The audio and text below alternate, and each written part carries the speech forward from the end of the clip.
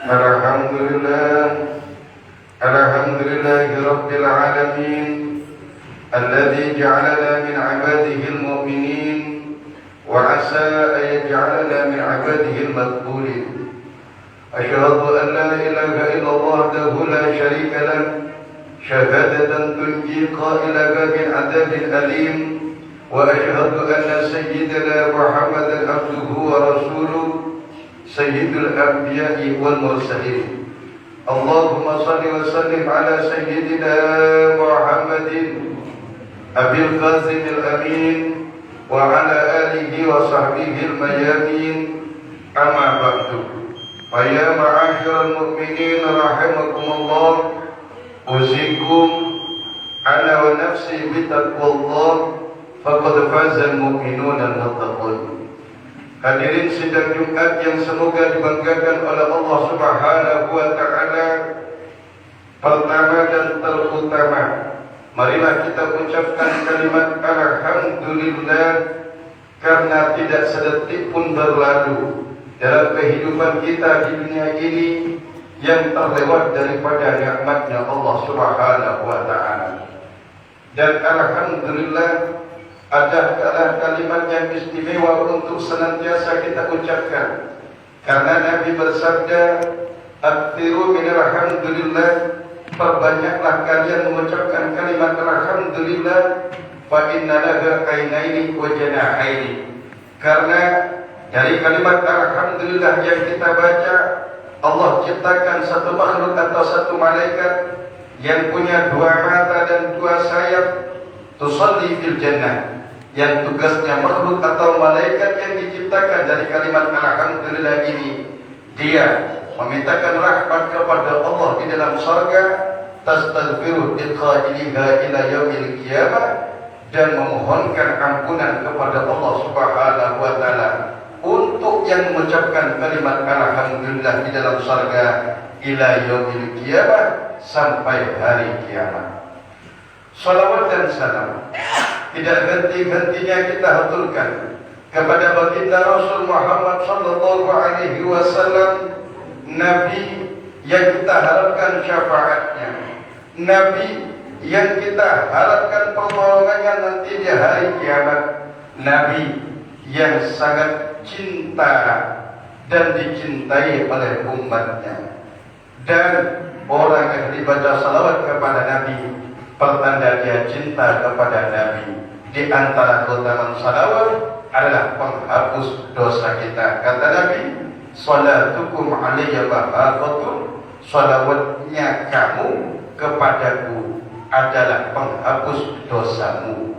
Allahumma salli ala sayyidina Muhammad wa ala ali sayyidina Muhammad. Hadirin sidang Jumat serta para pendengar yang semoga dirahmati oleh Allah Subhanahu wa taala.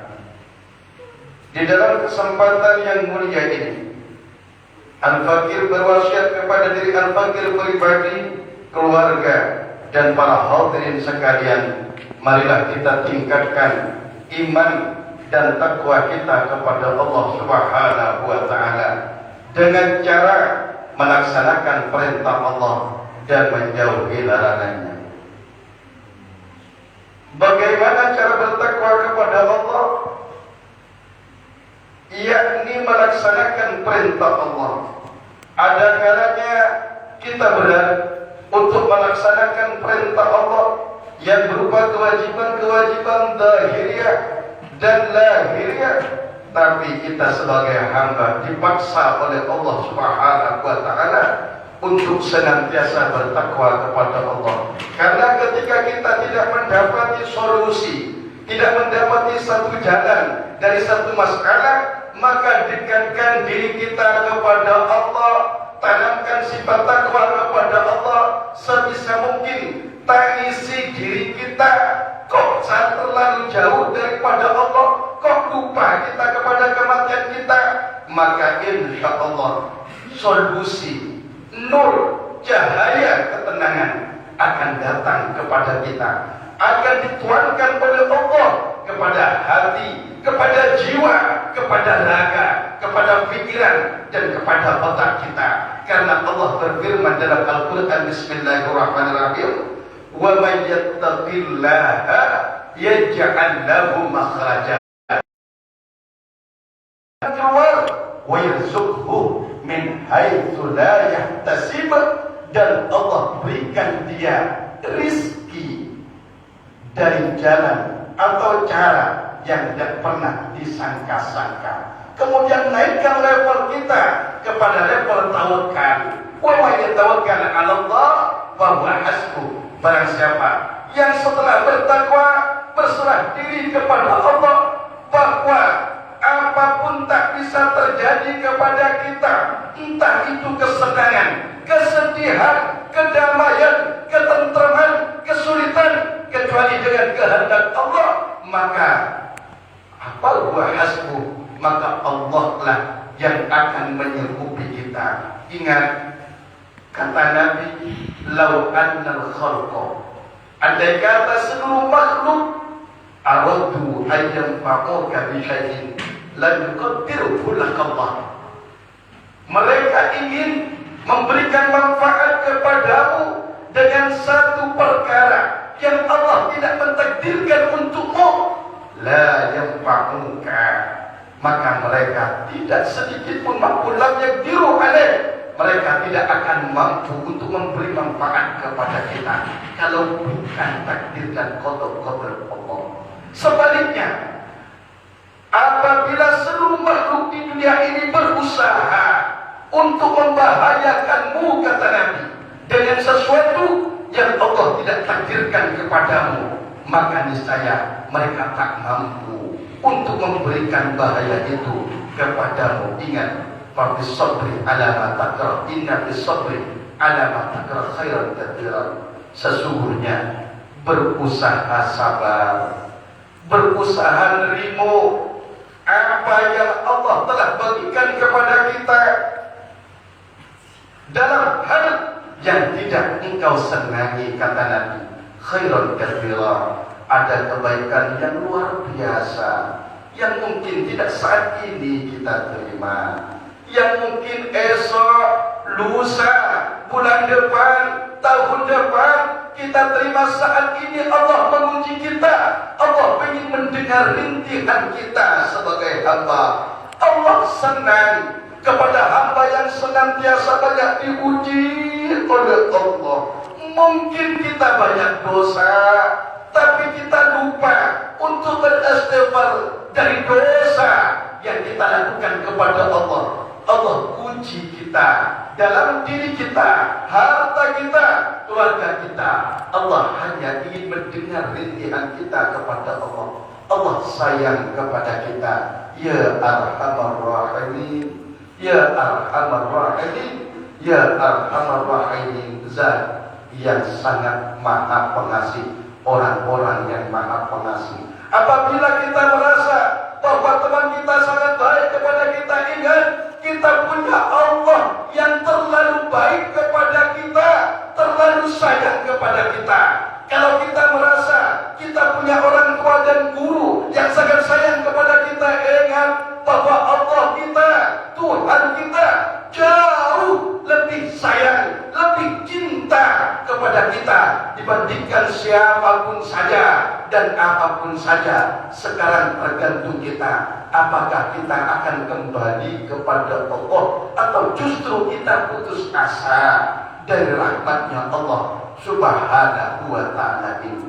Hadirin sidang Jumat yang semoga dibanggakan oleh Allah, untuk sampai kepada hal itu butuh riyadhah, butuh latihan batiniyah. Cara apa? Sering-sering kita duduk sendirian, menyendiri dari semua makhluk, menyendiri dari keluarga, dari istri, dari anak, matikan lampu di kegelapan malam.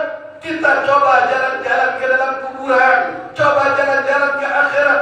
Bisakah jalan-jalan ke kuburan dan akhirat? Bisa. Bagaimana caranya? Seolah-olah kita merenungkan diri kita, seolah-olah kita sedang dimandikan oleh tetangga dan keluarga kita, kita sedang dikafani oleh masyarakat kita, jenazah kita sedang dibawa ke kuburan, kita sedang ditanam di dalam kuburan, kita sedang ditinggal tertinggal oleh katanya orang-orang yang mencintai kita. Kita sendirian di alam kubur. Coba pikiran kita jalan-jalan ke kuburan, seolah-olah kita merasa bahwa mata ini sudah meleleh hancur, pipi ini sudah penuh dengan darah dan nanah.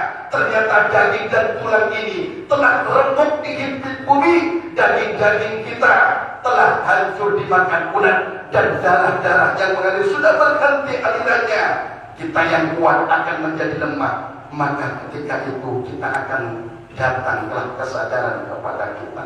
Dan coba lagi berjalan lebih jauh lagi, seolah-olah kita sedang dihisab oleh Allah Ta'ala, seolah-olah kita sedang meniti di atas jembatan Shiratal Mustaqim, dan kaki kita tergelincir masuk ke dalam kobaran api neraka Jahannam, dan seolah-olah kita sedang dibakar oleh Allah karena dosa dan maksiat kita. Maka ketika itu tanpa terasa hati ini akan menjadi lembut. Rahmat Allah turun kepada kita, akan terurai air mata kita, maka timbullah istighfar yang sangat luar biasa serapannya kepada hati kita. Walaupun tidak bisa bersuara dengan lidahnya, tapi istighfarnya orang seperti ini akan menjadi istighfar yang insya Allah akan menggoncang arasy Allah, yang akan mendatangkan rahmat dan ampunan Allah, yang akan mendatangkan hidayah dan nur Allah, yang akan mengundang cahaya demi cahaya ke dalam hati kita, yang akhirnya akan timbullah sifat-sifat yang Allah senangi. Hati lemas, hati tenang, pikiran tenang. Ternyata tanpa terasa dan tanpa kita merasa, kita sudah dekat dengan Allah Subhanahu wa Ta'ala. Mudah-mudahan oleh Allah di umur kita yang tersisa ini, kita bisa menjalankan perintah Allah, menjauhi larangan Allah, sabar atas ujian Allah, istighfar atas dosa yang kita lakukan kepada Allah dan kepada sesama. Mudah-mudahan kita semua mati dalam keadaan husnul khatimah, mati dalam keadaan husnul khatimah, mati dalam keadaan husnul khatimah. Begitu juga doakan pula keluarga kita, anak-anak kita kepada Allah. Sering-sering mendoakan baik untuk keluarga kita, orang tua kita, tetangga-tetangga kita, masyarakat kita kepada Allah. Setiap doa baik yang keluar dari hati dan lidah kita sebelum diberikan oleh Allah kepada orang yang kita doakan, doa baik itu akan sampai kepada kita dahulu, baru diberikan oleh Allah kepada orang lain. Amin Allahumma amin. Barakallahu li wa lakum fil Qur'anil azim wa nafa'ana wa iyyakum bima fihi min at-tilawati wa dzikril hakim. Innahu ta'ala jawadun karim rahmanur rahim. Wa qul rabbil firwarham wa anta khairur rahimin.